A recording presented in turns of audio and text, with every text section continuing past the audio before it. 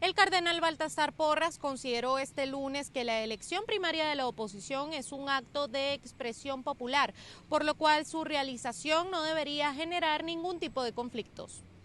Si una sociedad quiere llamarse democrática, tiene que aceptar, en primer lugar, tiene que ser tolerante. Y tiene que ser tolerante con las diversas formas de pensar. De tal manera que hacer unas primarias es hacer una consulta pues, a la sociedad, y es una consulta pública, no tiene por qué generar estas cosas que están pues generando, que no conducen a la búsqueda de un diálogo, ni mucho menos, sino más bien a acrecentar todo lo que significa el abuso de poder. Yo puedo manifestar en contra de, porque tengo el respaldo de, mientras que otros no pueden hacerlo porque entonces les cae encima la ley. Eso no nos ayuda a tener una vida más tranquila, de tal manera que no hay razones. Y si se aducen que es que detrás de eso hay situaciones que son totalmente irregulares o ilegales o inconstitucionales, bueno, no basta con decirlo. Esas cosas, como todo, pues hay que probarlas. En el marco de la celebración de sus 40 años al servicio eclesiástico en favor de la Iglesia Católica Venezolana, Porras manifestó que la búsqueda de condiciones electorales debe mantenerse de cara a los próximos procesos que enfrentará el país y aseguró que la institución se mantiene con la disposición de ser facilitadora en cualquier encuentro entre la administración de Nicolás Maduro y la oposición. Siempre tenemos que pedir que haya condiciones de igualdad para toda la sociedad para que pueda expresarse en unas elecciones como para cualquier otro proyecto que pueda haber en la sociedad. Yo creo que si no, estaríamos ante un proceso de imposición de un grupo sobre otro, y eso sabemos que no es el camino que conduce a la paz. De tal manera que eso ha sido una exigencia nuestra del episcopado venezolano desde el 58 para acá. Si ustedes revisan todos los documentos de la conferencia episcopal, es eso, que se respeten las condiciones, que haya igualdad de posibilidades para toda nuestra gente, tanto el que vive en el campo como el que esté en la frontera, como el que vive en los barrios, como el que esté en la ciudad. Pues bueno, yo creo que eso es un principio que no se puede en absoluto pues, cambiar.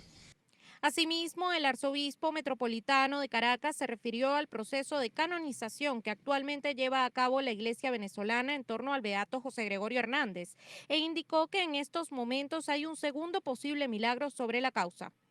El milagro que está, o el posible milagro que está en consideración, pues tuvo lugar en un venezolano en Miami, y todos los recaudos ya están en Roma.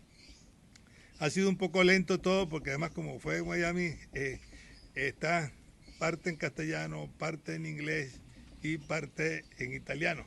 Y hay que hacer la traducción completa en cada uno de los tres idiomas. Es un ícono, en un momento como este, un hombre como José Gregorio, como un mensajero para el mundo de lo que todos queremos pues, y buscamos.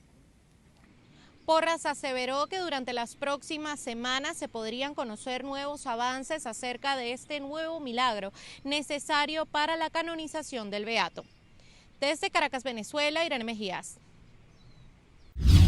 Sindicatos del Magisterio, Salud y otros sectores entregaron un documento ante el Ministerio Público para exigir aumento salarial y reivindicaciones laborales.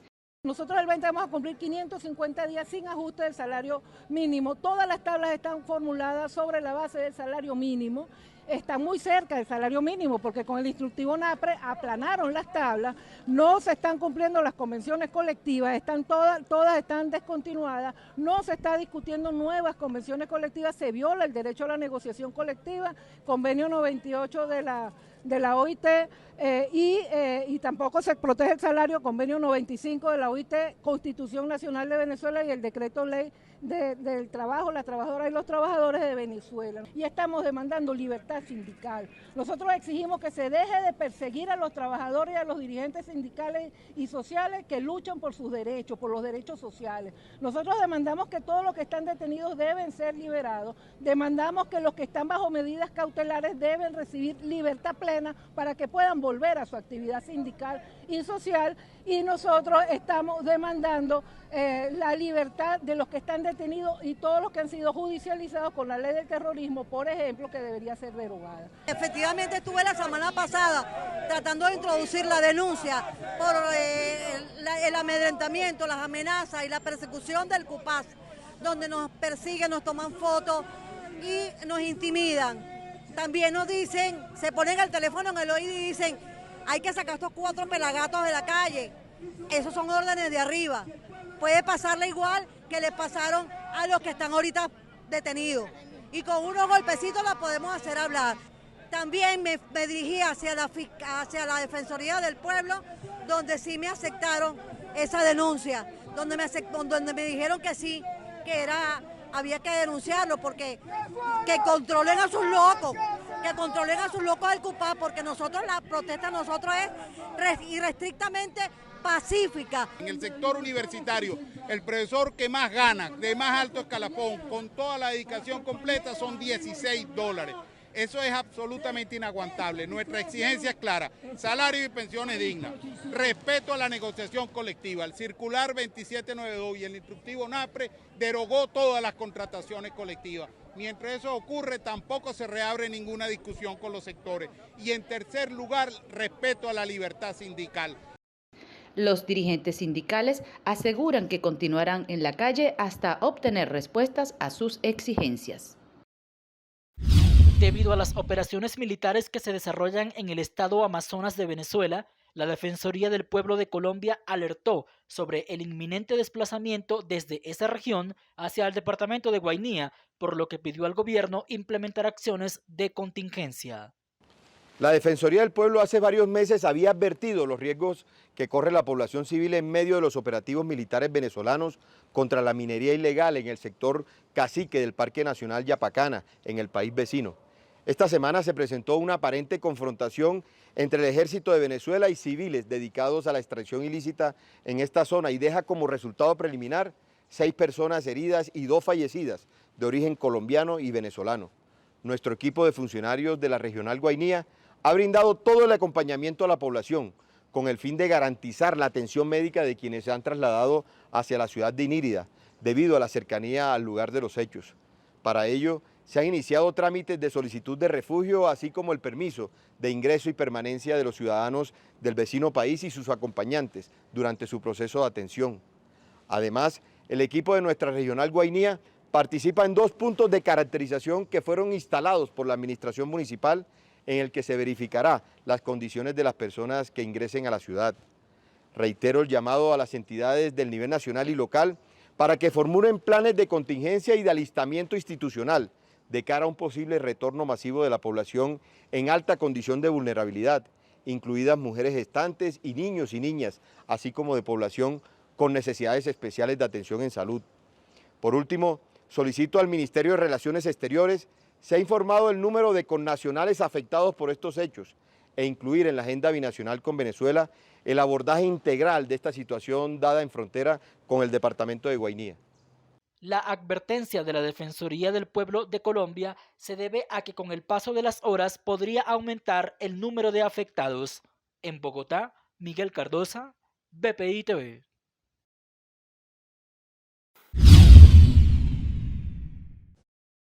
Comerciantes en la ciudad de Caracas afirmaron desconocer los alcances e implicaciones de la nueva ley de armonización tributaria, pese a que fue promulgada en Gaceta Nacional el pasado 10 de agosto. Chico, ¿qué conoces acerca de la nueva ley de armonización tributaria? No lo había escuchado. No sabía nada de eso, pues. Encargados aseguraron que la situación actual es preocupante, pues los gastos impositivos cada día son mayores y no se reflejan en los servicios necesarios para la operatividad de sus negocios, por lo cual esperan que el nuevo instrumento legal ayude al sector. Todos los impuestos nos están comiendo poco a poco. y el aseo urbano, la luz, la alcaldía, el CENIA, todo. Lo que es los gastos fiscales, un 10%, que es bastante, muchísimo. Claro. Y no nos permiten ganar más de un 30%, o sea, el margen de ganancia es un 30%, la parte fiscal te come un 10% y lo demás es para reposición de mercancía y cubrir los gastos del negocio, pues, empleados. Los impuestos están bastante altos y afectan sobre todo a los comerciantes que son contribuyentes especiales. ¿Por qué? Porque cada 15 días tienes que pagar impuestos y son altos. No se ven reflejados los impuestos que se pagan. O sea, deberíamos tener mejor servicio en todos los aspectos, incluso para hacer cualquier reclamo, cualquier solicitud para que seas, no eres escuchado, entonces no. Yo veo a veces que hay ciertos servicios que no se están cumpliendo y ahí en la esquina está un ejemplo. Ve ese conjunto de basura que está ahí y no entiendo por qué no se hace la recolección al momento. Si uno está constantemente haciendo un pago, por lo menos en este caso el Supra como tal, y no sé si te puedes asomar y hacer una toma, ves cómo es el estado que está la basura en esa esquina. El presidente de Concecomercio, Gustavo Valecillos, afirmó que pese al poco tiempo que falta para que esta ley entre en vigencia formal, aún no se han tratado en los consejos municipales los alcances y alícuotas que deberán pagar los comerciantes del país, por lo cual exigió celeridad en estos procesos.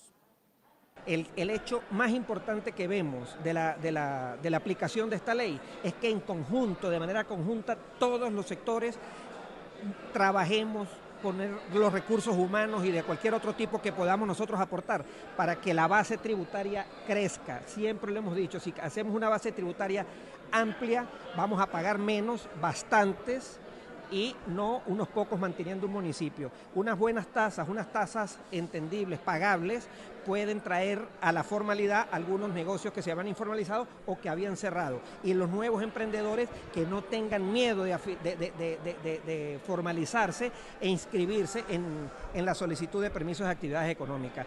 Otra ventaja que vemos, por supuesto, es que tenga un techo de 3%, que lo consideramos un poco alto, y otros de 6.5% dependiendo de algunas actividades en concreto. Eso es una ventaja porque le pone un límite. Donde vemos una desventaja es que no se discutan y algunas alcaldías quieran ir a cobrar lo máximo sin discusión y sin negociación de ningún tipo.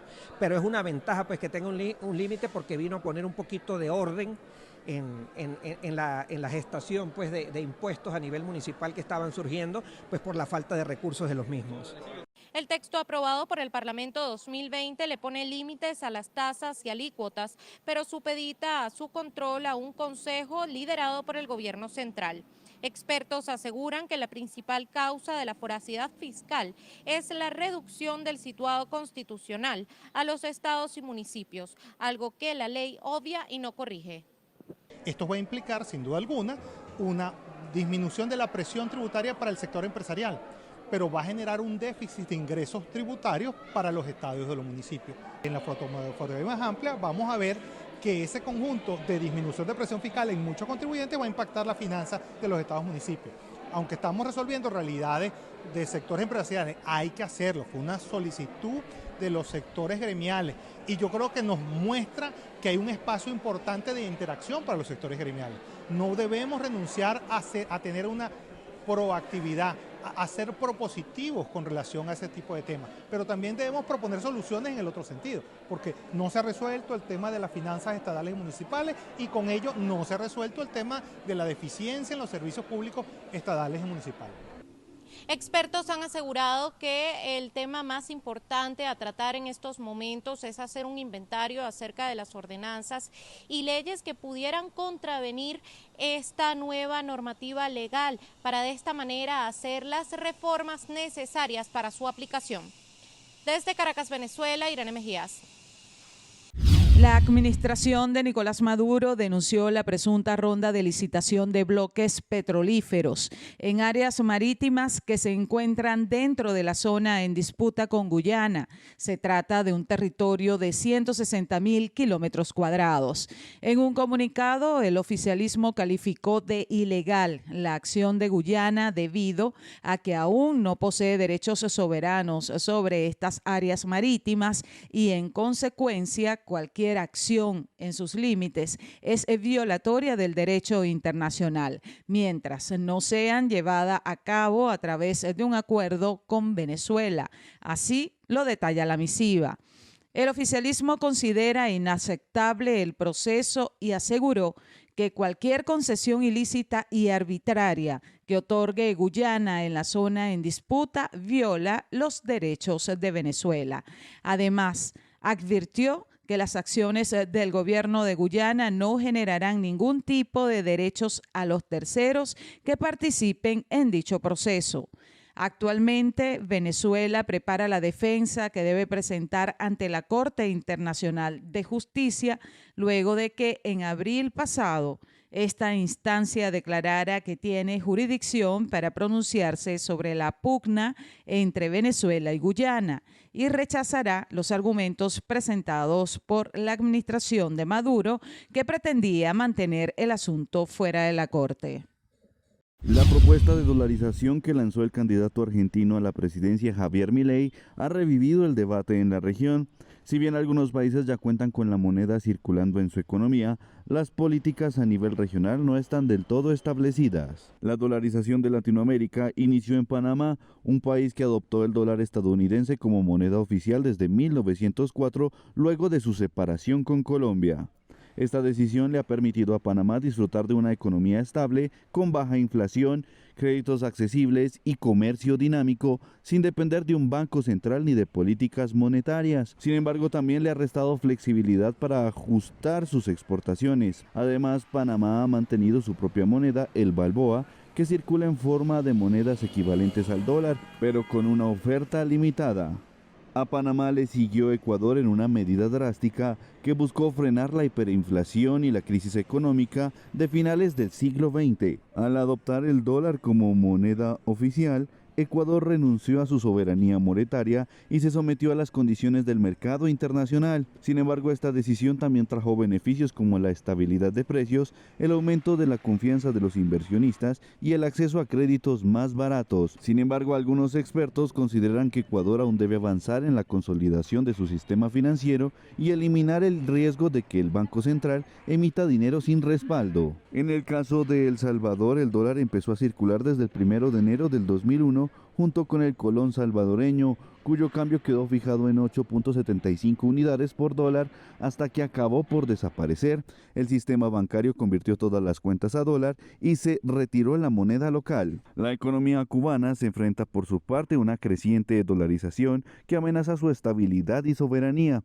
A pesar de los esfuerzos del gobierno por frenar el uso del dólar estadounidense, la moneda extranjera circula cada vez más, tanto en el mercado negro como en el oficial, donde el Estado obtiene divisas por el turismo y la venta de productos importados. Venezuela es otro ejemplo de un país que ha recurrido al dólar estadounidense como moneda de uso cotidiano ante el colapso de su economía. Desde el 2019 el dólar se ha convertido en el medio de pago y referencia de precios más común, debido a la hiperinflación que ha pulverizado el valor del bolívar y a las fallas en los sistemas electrónicos que dificultan las transacciones en la moneda local. Uruguay es un caso de dolarización parcial donde el dólar estadounidense coexiste con el peso uruguayo. Aunque la moneda local sigue siendo la más utilizada para transacciones cotidianas, el dólar se usa como referencia de precios para algunos bienes duraderos como electrodomésticos, vehículos o propiedades. Además, el dólar ha ganado terreno en los depósitos bancarios, llegando a representar el 74% del total, según Moody's. En Paraguay, el guaraní se mantiene como moneda y divisa oficial en concordancia con gran parte de los actores de la economía mundial. El dólar es la moneda de referencia para transacciones internacionales y se permite su libre venta en casas oficiales y bancos.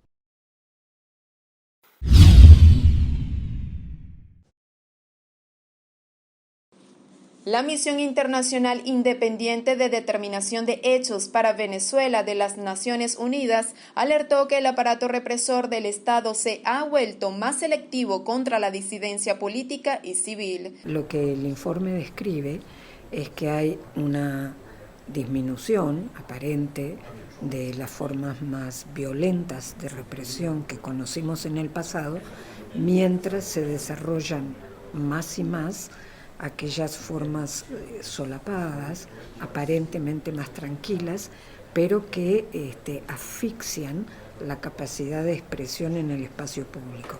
Teniendo en cuenta que estamos en una etapa preelectoral, eso resulta un elemento central.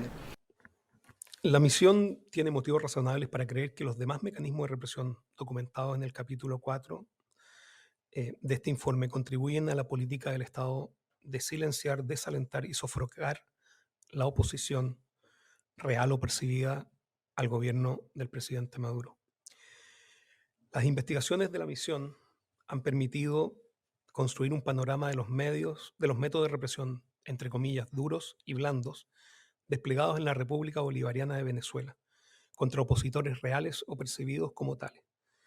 Se trata de dos componentes de un aparato opresivo del Estado que se ha utilizado en diversos grados, dependiendo de la naturaleza de la disidencia social y de la percepción de su influencia. Sobre los procesos electorales en Venezuela, la misión detalló que las inhabilitaciones a líderes opositores ha sido utilizada con mayor frecuencia y las intervenciones judiciales de los partidos políticos son relevantes de cara a las presidenciales. De acuerdo con el informe de la misión de la ONU, las antiguas Fuerzas de Acciones Especiales FAES de la Policía Nacional, disueltas en 2022 y acusadas de ejecuciones extrajudiciales, ha heredado sus tácticas represoras a la Dirección de Acciones Estratégicas y Tácticas por la presencia de los mismos funcionarios acusados de los delitos. Con base en esta premisa, determinan que no es más que una continuación en términos de estructura, mando y modus operandi de las FAES, por lo que pidió sea monitoreada la DAEC.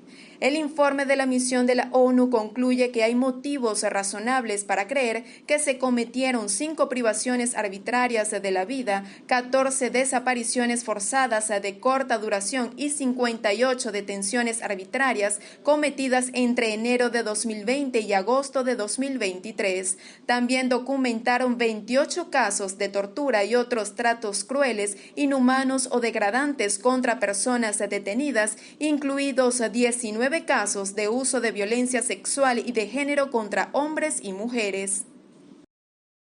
Profesores universitarios de la Universidad Central de Venezuela en Caracas hicieron un ayuno de 12 horas como método de protesta para pedir una reivindicación salarial. Por el derecho al salario justo, un salario que permita a la familia del trabajador el sustento, que garantice el sustento y que además sea protegido, porque el salario lo ajustan y luego la inflación se lo lleva. Aquí nosotros tenemos un aumento, desde el último salario el aumento en los precios pasa del 400% y sin embargo el salario es el mismo en bolívares, de $30 pasó a $3,8.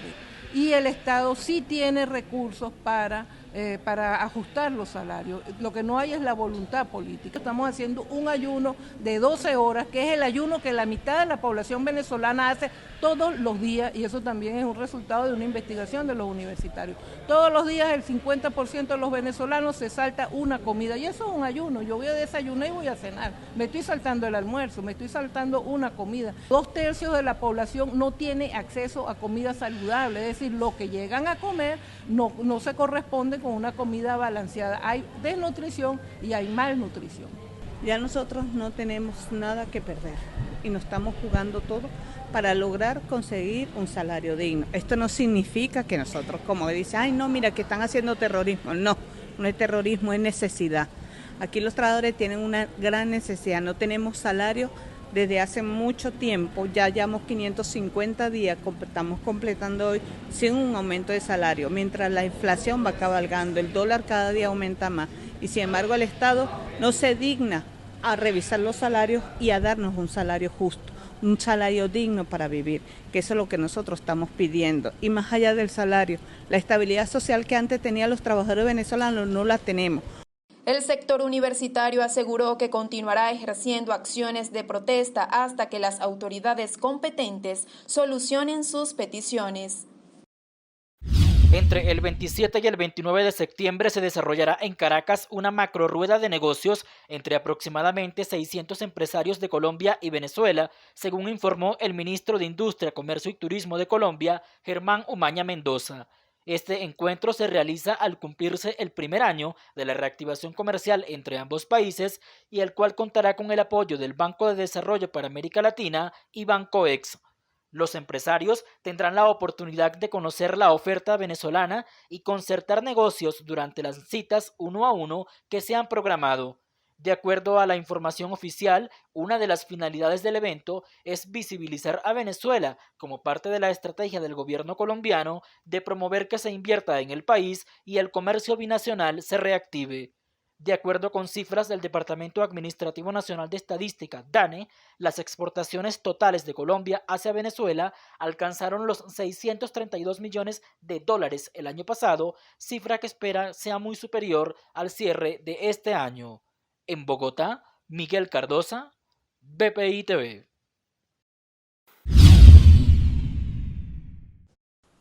El economista y decano de la Facultad de Ciencias Económicas y Sociales de la Universidad Metropolitana, Luis Oliveros, aseguró este jueves que durante los últimos 3 meses del año 2023 en Venezuela podría incrementarse el consumo de la población. Sin embargo, también aseveró que este incremento podría no impactar en la economía venezolana, esto debido a los meses de recesión y estancamiento que ha vivido Venezuela. Recordemos que en esta última parte del año vienen los pagos de los aguinaldos, y siempre hay un incremento interesante en el consumo. Tal vez este año no veremos un incremento como vimos el año pasado. Aquí la gran incógnita es ver si este incremento de este último trimestre del año compensa la caída que hemos vivido, por lo menos la que vimos el primer semestre. Yo soy de los que piensa que no. Yo creo que al final del año va a terminar en negativo. Pero más allá de que termine en negativo o termine en positivo por 1 o 2 puntos, aquí la gran incógnita es, bueno, ¿cómo va a ser Venezuela para crecer en los próximos años con todos los problemas que sabemos que tiene? Nosotros estamos estimando una inflación que termine el año cerca de 250%. Una inflación que si bien es muy alta, una inflación que sigue siendo un enorme problema y que es una asignatura pendiente y en la cual está raspada el gobierno. Oliveros apuesta a que el Estado mantenga el impuesto a las grandes transacciones financieras para el año 2024, pese a que algunas cámaras comerciales en el país han pedido su derogación. Que el gobierno esté pensando en derogar el IGTF en un año electoral es prácticamente imposible. Necesita plata para la campaña. Si la producción petrolera no aumenta, va a necesitar dinero de otras fuentes, por ejemplo, impuestos. Entonces, el IGTF llegó para quedarse. Así que a los empresarios lo que les queda es aprender a convivir con el IGTF y aprender a entender que hay que ser productivo y competitivo en este entorno que no es precisamente el mejor para la inversión privada. Por otra parte, sobre el papel de Venezuela en el contexto económico mundial, el internacionalista Félix Arellano considera que es importante una reingeniería de las políticas económicas implementadas por la administración de Nicolás Maduro. Es cierto que el gobierno nacional ha realizado esfuerzos en los últimos días por un acercamiento en el contexto internacional, con los BRICS en particular, pero en el espacio latinoamericano se está haciendo poco, hay profundas contradicciones, no se ha avanzado en los temas relativos a las condiciones de acceso a mercado, a los acuerdos comerciales, solo se ha trabajado con cierta profundidad la relación con Colombia, el acuerdo comercial con Colombia, pero no ha sido el caso de la situación con el resto de América Latina, incluso con el Caribe, que es otro espacio natural importante. Es que es indispensable mejorar las condiciones del país, dar más confianza a la inversión, dar seguridad jurídica y de allí pasar luego a los temas puntuales, que tiene que ver con normas técnicas, normas de calidad, etcétera, que harían al país mucho más atractivo para la inversión y para poder fortalecer el papel del país dentro de la región. Con respecto al tipo de cambio, analistas aseguran que el país podría cerrar el año con una tasa que ronde los 60 bolívares por dólar al finalizar 2023. Desde Caracas, Venezuela, Irene Mejías. Una familia de 5 personas en Venezuela necesita 126 salarios mínimos mensuales para costear la canasta alimentaria, que se ubicó en $491 durante el mes de agosto, según el Centro de Documentación y Análisis Social de la Federación Venezolana de Maestros. La organización independiente explicó que durante el mes de agosto, cuando el salario mínimo de 130 bolívares equivalía a $3,98, según la tasa oficial, una familia requirió 7,86 salarios más que en el mes de julio para adquirir una canasta calculada con precios de 60 productos básicos. Los alimentos que más subieron fueron la leche, el queso y los huevos, con un alza de 10,93%, seguidos de las grasas y aceites, que aumentaron un 7,19%, y las frutas y hortalizas, con una subida de 6,48%. Dos delegados de la mesa de conversaciones con la guerrilla del ELN, José Félix Laforí y Fabio Valencia Cosio, enviaron una carta formal al comisionado de paz, Danilo Rueda, al vocero de los diálogos con el ELN, alias Pablo Beltrán, y a alias Andrei Avendaño de las disidencias de las FARC, Estado Mayor Central, con la finalidad de que cesen la confrontación en algunos departamentos. El llamado lo hacen porque no entienden como voluntad de paz que mientras están negociando permanece la confrontación armada entre los grupos en departamentos de frontera como Arauca y la región del Catatumbo en norte de Santander, o en otros como Cauca, Nariño y Chocó. Los negociadores se le reclaman a ambas guerrillas que los grupos de especial protección están siendo víctimas de desplazamiento masivo o confinamiento forzado por los continuos enfrentamientos. Los delegados advierten que si persisten los enfrentamientos entre los grupos, hay más probabilidades de que se presenten incidentes con la fuerza pública, debido a que por su deber constitucional de proteger a la población, tienen que intervenir en algunos casos por las afectaciones a civiles. Este llamado de dos de los delegados de la mesa de conversaciones con el ELN se produce horas después del atentado terrorista de las disidencias de las FARC en Timba, Cauca, con un saldo trágico de 2 muertos y 5 heridos por la explosión de un carro bomba, el cual ha dejado dudas de la real voluntad de paz de esa organización criminal. En Bogotá, Miguel Cardosa, BPI TV.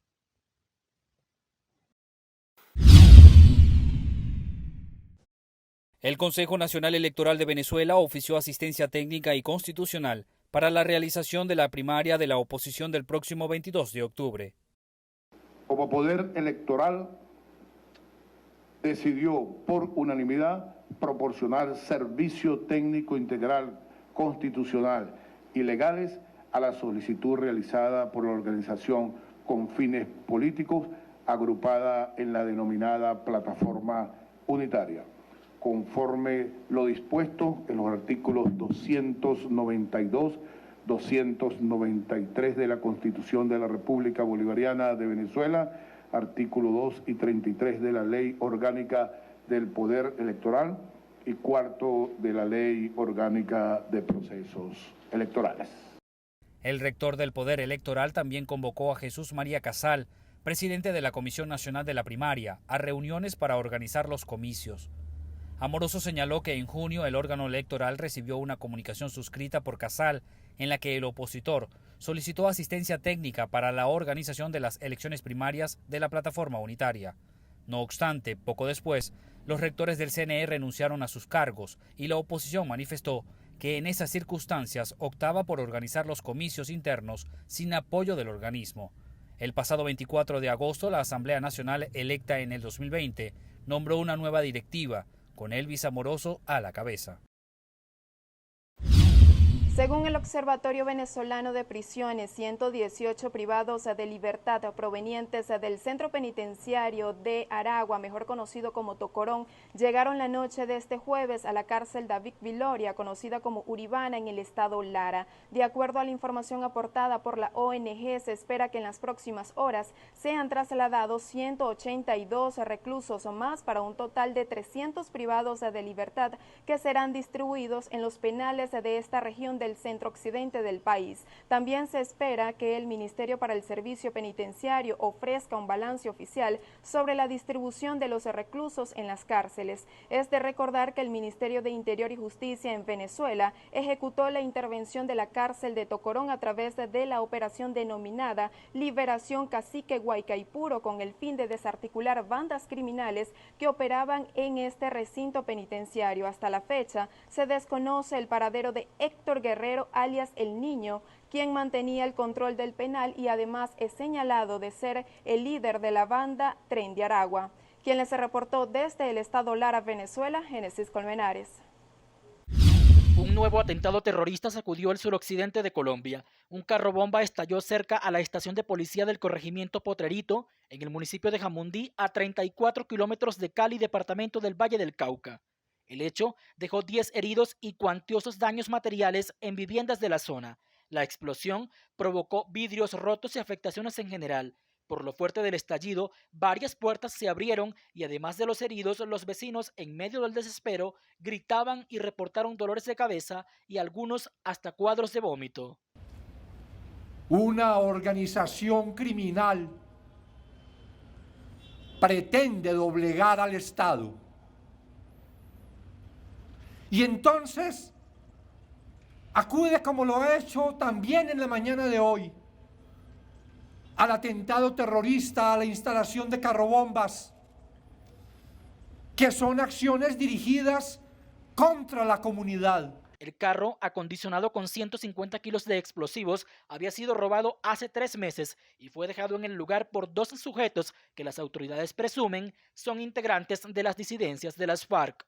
En los alrededores está la escuela Alfonso López Pumarejo. Los estudiantes afortunadamente no estaban en el lugar porque no había clases, en solidaridad por la muerte de una profesora y un obrero de la construcción, habitantes de Jamundí, quienes murieron en el atentado terrorista del pasado miércoles en el vecino municipio de Timba, departamento del Cauca.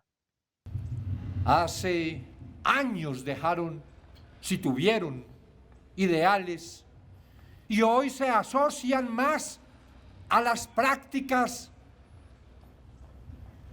que pretendíamos superadas del narcoterrorismo.